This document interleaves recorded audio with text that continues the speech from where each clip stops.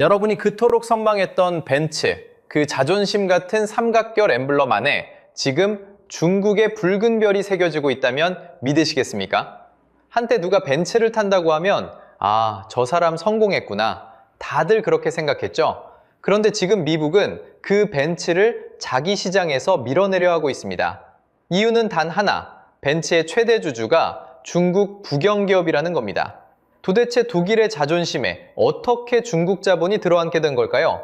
여러분이 벤츠값으로 낸 돈이 지금 어디로 흘러가는지, 그 부메랑이 왜 다시 독일을 향하는지 함께 파헤쳐보겠습니다. 여러분, 벤츠하면 어떤 그림이 떠오르시나요? 성공한 사람의 차, 독일 기술의 자존심, 아마 그런 이미지일 겁니다. 누군가 벤츠를 몰고 나타나면 저 사람 좀 사는구나. 다들 그렇게 생각했죠? 그런데 지금 미국에서 믿기 힘든 일이 벌어지고 있습니다. 세계에서 가장 큰 자동차 시장을 가진 미국이 그 벤츠를 자기 시장 밖으로 밀어내려 하고 있거든요. 상식적으로 생각하면 말이 안 되는 일입니다. 2026년 5월 21일 미국 하원의 에너지통상위원회에서 법안 하나가 표결에 붙여졌습니다. 이름은 자동차 현대화법, 법안 번호 HR 7389. 표결 결과는 48대 1이었습니다. 거의 만장일치죠. 10명 중 9이 넘는 의원이 찬성한 셈입니다. 이 법안의 내용이 핵심입니다. 적대국 정부의 지분이 들어간 자동차 회사는 미국에서 5년 동안 만들지도, 들여오지도, 팔지도 못하게 막겠다는 겁니다. 그리고 그 첫 번째 표적으로 거론되는 회사가 다름 아닌 벤츠입니다. 도대체 왜 독일 명차가 적대국 회사로 찍힌 걸까요? 이유는 딱 하나입니다. 벤츠의 최대 주주가 중국 국영기업이거든요. 우리가 독일 회사라고 철석같이 믿어온 그 벤츠가 미국 법안 위에서는 중국 회사로 분류되고 있는 겁니다. 독일 자존심의 대명사가 졸지에 적대국 기업 명단에 이름을 올린 셈이죠. 자, 여기서 한 가지는 분명히 하고 가겠습니다. 이 법안은 아직 위원회 문턱을 넘었을 뿐입니다. 본회의가 남았고 상원 절차도 통째로 남아 있습니다.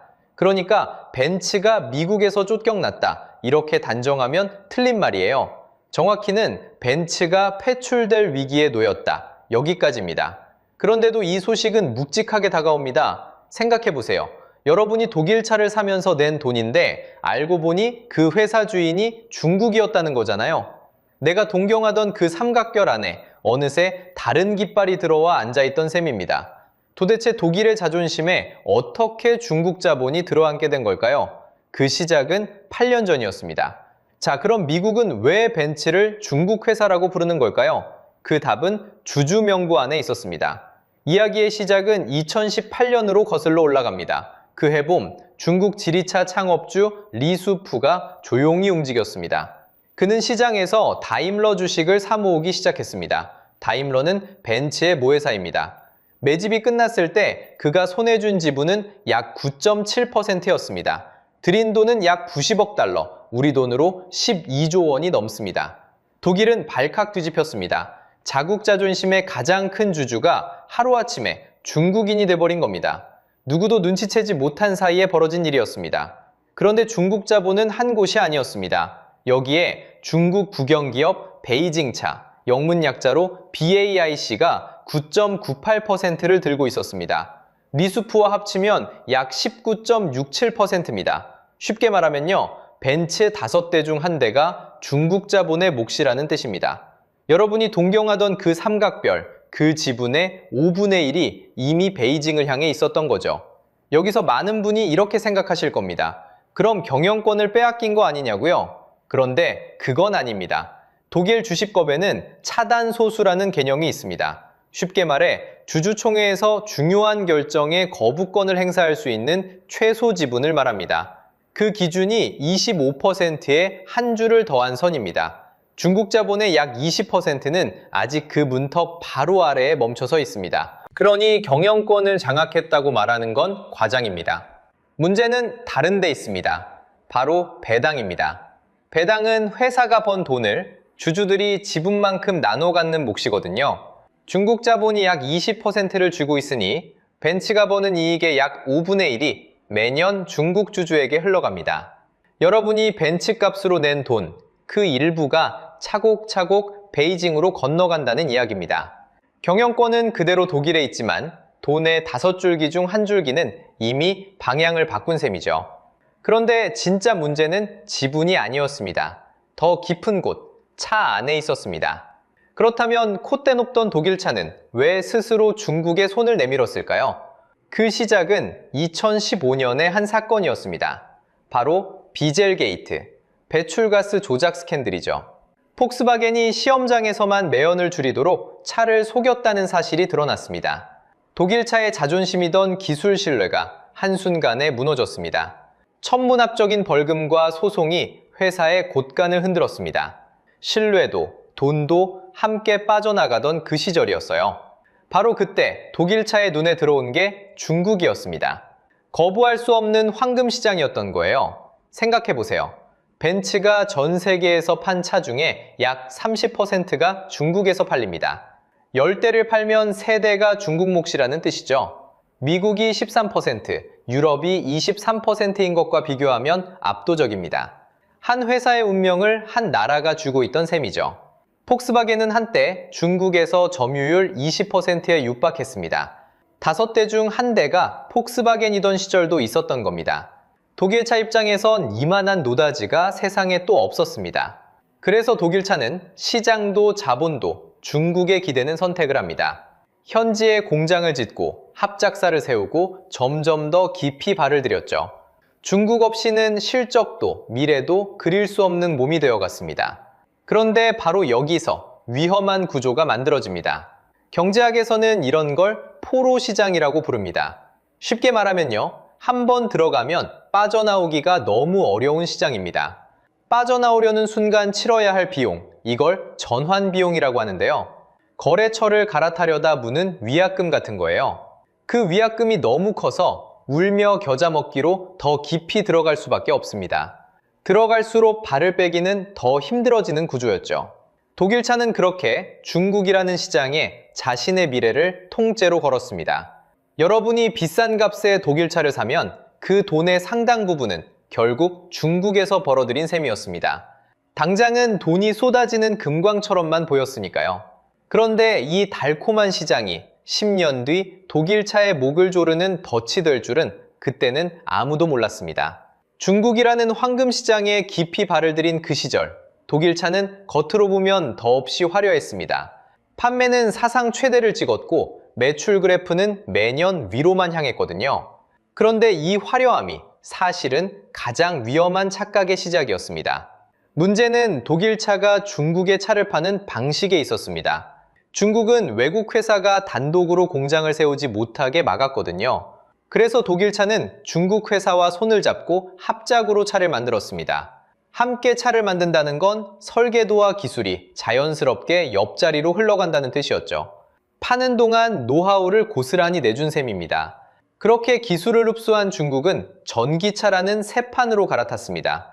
그 선두에 BYD라는 토종 브랜드가 있었습니다. BYD는 원래 배터리를 만들던 회사인데 값싸고 성능 좋은 전기차로 무섭게 치고 올라왔거든요. 결국 2023년 BYD는 15년 만에 폭스바겐을 제치고 중국 판매 1위에 올라섭니다. 안방을 통째로 내준 겁니다. 숫자로 보면 더 선명합니다. 중국 시장에서 외국 브랜드를 다 합친 점유율은 2020년 60%대였습니다. 그런데 이게 30%대까지 역대 최저로 주저앉았습니다. 절반 가까이가 통째로 증발한 거예요. 독일 브랜드만 따로 떼어보면 2019년 26%에서 16%대로 무너졌습니다. 여기서 핵심은 덩치가 커질수록 위험도 같이 커졌다는 점입니다. 보통은 규모가 커지면 비용이 줄고 더 단단해지죠. 그런데 독일차는 반대였습니다. 중국에 깊이 기댈수록 중국이 흔들리면 같이 무너지는 구조가 만들어진 겁니다. 경제학에서는 이걸 규모의 비경제라고 부릅니다. 쉽게 말하면 커진 몸집이 오히려 짐이 되는 상태죠. 상식적으로 가장 많이 팔던 시기가 가장 안전해야 맞습니다. 그런데 독일차는 가장 잘 나가던 순간에 가장 깊은 함정을 파고 있었던 겁니다. 화려한 매출이 의존의 깊이를 가려준 거예요. 매출 그래프가 정점을 찍던 바로 그때 진짜 비용은 보이지 않는 곳에서 쌓이고 있었습니다. 2024년 8월 1일 새벽 인천 청라의 한 아파트 지하주차장이었습니다. 세워져 있던 벤츠 전기차 한 대에서 불이 시작됐습니다. 그 불은 무려 8시간 동안 꺼지지 않았습니다. 한밤중에 잠을 자던 주민 수백 명이 그대로 집을 떠나야 했습니다. 지하주차장에 있던 차량 약 870대가 타거나 그을렸습니다. 그중 140여 대는 형체도 알아볼 수 없게 전소됐습니다. 상상해보세요. 아침에 출근하려고 내려갔더니 내 차가 새까만 고철 덩어리가 돼 있는 겁니다. 그 막막함이 어떨까요? 정확한 발화 원인은 지금도 규명에 어려움을 겪고 있습니다. 그런데 사람들을 더 놀라게 한 건 따로 있었습니다. 불을 낸 그 배터리가 글로벌 점유율 1%대에 불과한 중국 저가 업체 파라시스 제품이었거든요. 100대 중 한 대꼴로도 안 깔리는 누명 배터리였습니다. 자, 여기서 핵심입니다. 1억 원을 주고 산 독일 명차의 심장에 듣도 보도 못한 1%짜리 배터리가 들어가 있었던 거예요. 그 1억 원이 어디로 흘러갔는지 한번 따라가 볼까요? 여러분이 낸 돈의 행방 말입니다. 먼저 핵심 부품부터 봅시다. 가장 비싸고 가장 중요한 배터리를 중국산 저가 제품으로 채웠습니다. 원가를 한 푼이라도 줄이려는 선택이었습니다. 그럼 차를 팔아서 남긴 이익은 어디로 갈까요? 벤츠 지분의 약 5분의 1을 중국 자본이 쥐고 있습니다. 쉽게 말하면요, 배당으로 나가는 돈 5 중 하나가 중국 주주의 주머니로 들어간다는 뜻입니다. 정리해 볼게요. 1억을 대고 산 독일 명차인데 알맹이는 중국산이고 남는 돈도 중국으로 갑니다. 다시 말해 여러분은 독일의 자존심을 샀다고 믿었는데 속은 중국산이고 이익도 중국행이었던 겁니다. 그러니까 1억짜리 삼각뼈를 사고도 알맹이도 중국, 남는 돈도 중국이었다는 거죠. 청라에서 차를 잃은 분들의 심정을 생각해 보세요. 비싼 값을 치르고 산 차였습니다. 그 차가 중국산 배터리 때문에 잿더미가 됐습니다. 게다가 벤츠는 배터리 제조사가 어디인지조차 한동안 입을 닫았습니다. 공개도 늦었고 그마저 소극적이었습니다. 반대로 우리 현대차는 청라 사고 직후 자사 전기차의 배터리 제조사를 먼저 밝혔습니다. 떳떳하게 공개부터 한 거예요. 1억을 믿고 낸 소비자에게 정작 알맹이가 뭔지조차 제때 말해주지 않은 셈입니다. 배신감이 안 들 수가 없잖아요. 그런데 이건 한국만의 일이 아니었습니다. 독일 본토에서는 훨씬 더 큰 숫자가 무너지고 있었거든요. 청라 주차장의 그 불길은 한국에서 일어난 일이었습니다. 그런데 독일 본국으로 눈을 돌리면 훨씬 더 큰 숫자가 무너지고 있었습니다. 여러분, 숫자로 보면요, 이건 사고가 아니라 붕괴였습니다. 먼저 벤츠입니다. 2025년 벤츠의 중국 판매가 1년 만에 19% 줄었습니다. 그 여파로 순이익은 약 44%나 급감했습니다. 액수로는 약 9조 원대까지 쪼그라들었죠. 배출가스 조작 사태가 터진 그날 이후 거의 10년 만에 최악입니다. 한때 세계가 우러러보던 그 벤츠가 이렇게 휘청이고 있었던 겁니다. BMW도 다르지 않았습니다. 같은 해 중국 판매가 12.5% 빠졌거든요. 콧대 높던 독일 명차들이 가장 큰 시장에서 나란히 미끄러진 겁니다. 문제는 매출만이 아니었습니다. 이번엔 사람이 잘려나가기 시작했어요. 폭스바겐은 2030년까지 독일 안에서만 약 5만 명을 감원하기로 확정했습니다. 단 한 회사에서 일자리 5만 개가 통째로 사라진다는 뜻입니다. 평생 한 공장에서 일해온 노동자들에게는 날벼락이었죠. 그런데 진짜 충격은 이겁니다. 독일 자동차 산업협회는 더 큰 그림을 경고했습니다. 2035년까지 자동차 일자리 22만 5천 개가 증발한다는 겁니다. 이미 약 10만 개가 사라졌고 앞으로 12만 5천 개가 더 없어진다는 전망이죠. 쉽게 말하면요, 우리나라 광역시 하나가 통째로 흔들리는 규모입니다. 자동차로 먹고 살던 도시 전체가 일자리를 잃는 셈이거든요. 생산 현장도 비어갔습니다. 2025년 독일의 승용차 생산은 약 415만 대였습니다. 전성기와 비교하면 30% 가까이 줄어든 수준입니다. 자, 여기서 핵심입니다. 독일은 이 위기를 스스로 돌파하려 했습니다. 그 희망이 바로 노스볼트였습니다. 유럽 스스로 배터리를 만들어 중국과 한국에 의존하지 않겠다는 꿈이었죠. 하지만 노스볼트는 2025년 끝내 파산했습니다. 목표했던 양산량의 16분의 1밖에 만들어내지 못했거든요. 이미 한국과 중국 업체들이 안정적으로 찍어내던 배터리를 유럽은 제대로 양산조차 못한 겁니다. 결국 유럽은 다시 한국과 중국 배터리에 손을 벌릴 수밖에 없게 됐습니다. 독일이 이렇게 비틀거리는 동안 그 빈자리를 차지한 나라가 있었습니다. 놀랍게도 우리였습니다. 독일이 이렇게 비틀거리는 동안 누군가는 그 빈자리로 올라서고 있었습니다. 그게 바로 우리, 한국이었습니다. 2025년 한 해 현대차 그룹이 거둔 영업이익은 약 20조 5천억 원이었습니다. 그리고 이 숫자가 사상 처음으로 폭스바겐을 연간 기준으로 앞질렀습니다. 전 세계 자동차 회사 가운데 영업이익 2위, 1위 토요타, 바로 다음 자리에 한국 회사가 올라선 겁니다. 그런데 여기서 핵심은 그냥 1등을 이긴 게 아니라는 점입니다. 폭스바겐은 차를 더 많이 팝니다. 그런데도 남는 돈은 현대가 더 많았습니다. 상반기 영업이익률을 보면요. 현대차는 8.7%, 폭스바겐은 4.2%였습니다. 똑같이 100만 원어치를 팔아도 현대가 2배 넘게 남긴 셈이죠. 적게 팔고 더 남긴다. 이걸 경제에서는 질적 성장이라고 부릅니다. 쉽게 말하면 박리담회의 정반대, 알짜배기 장사라는 뜻입니다. 국내 시장은 더 상징적입니다. 한때 벤츠와 BMW가 나눠지던 프리미엄 자리, 그 꼭대기에 지금은 제네시스가 올라서 있습니다. 비결이 뭘까요? 답은 의외로 단순합니다. 현대는 무리하게 전기차로만 달리지 않고 하이브리드에 무게를 실었습니다. 배터리도 마찬가지입니다. LG 에너지 솔루션, 삼성 SDI, SK온, 믿을 수 있는 국산 배터리에 기댔습니다. 청라에서 불을 낸 그 중국산 저가 배터리와는 다른 길이었죠. 그리고 무엇보다 중국과 적당히 거리를 뒀습니다. 독일차가 중국 시장에 깊이 발을 담그던 그 시기에 현대는 그 늪에서 한 발 빼고 있었던 겁니다. 여러분, 댓글 중에 이런 말이 있었습니다. 현대가 중국 손절한 건 신의 한 수였다고. 결과만 놓고 보면 정말 그랬습니다. 한때 제네시스를 그냥 국산차라며 깎아내리던 시선이 있었죠.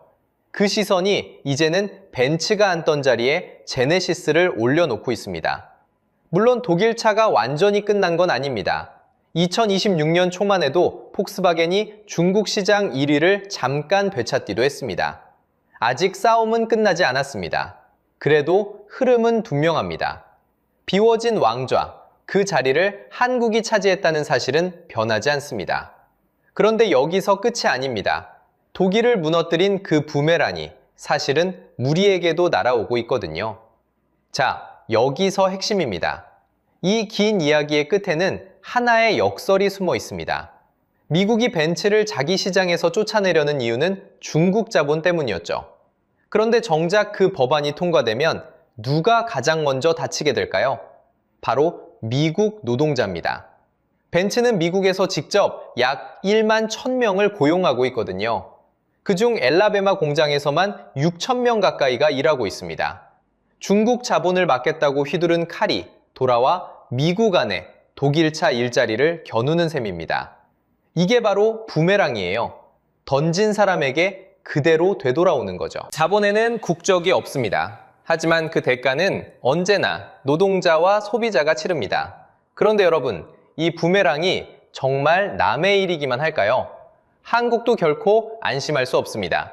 현대와 기아도 일부 모델엔 중국 CATL 배터리를 쓰고 있어요. 한쪽에만 기대면 언젠가 발목을 잡히는 구조입니다. 여기에 세계 최강급으로 불리는 노조, 그리고 빠르게 진행되는 고령화라는 숙제까지 안고 있습니다.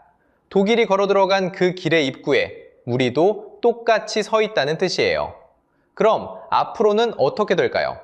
다음 승부처는 전구체 배터리와 전동화 경쟁입니다. 토요타와 중국이 여기에 막대한 돈을 쏟아붓고 있어요. 지금의 우위가 5년 뒤에도 그대로 남아있으리란 보장은 어디에도 없습니다. 그래서 우리에게 필요한 건 세 가지입니다. 첫째, 핵심 부품을 한 나라에만 기대지 않는 공급망 다변화. 둘째, 외국 자본에 얼마나 깊이 엮여 있는지 늘 들여다보는 의존도 관리. 셋째, 아무도 따라올 수 없는 격차를 만드는 기술 초격차 투자입니다. 독일의 오늘이 한국의 내일이 되지 않으려면 지금 이 순간부터 준비해야 합니다. 자, 그래서 여러분께 묻고 싶습니다. 여러분의 다음 차는 독일 차인가요? 아니면 제네시스인가요? 그리고 그 이유는 무엇인가요? 정말 궁금합니다. 댓글로 꼭 남겨주세요. 다음 영상에서는 중국 자본이 다음으로 노리고 있는 유럽 명품과 반도체 시장의 민낯을 파헤쳐 보겠습니다. 오늘 영상이 유익하고 재밌으셨다면 구독과 좋아요 부탁드리겠습니다. 영상 제작에 큰 힘이 됩니다. 다음 영상에서 뵙겠습니다.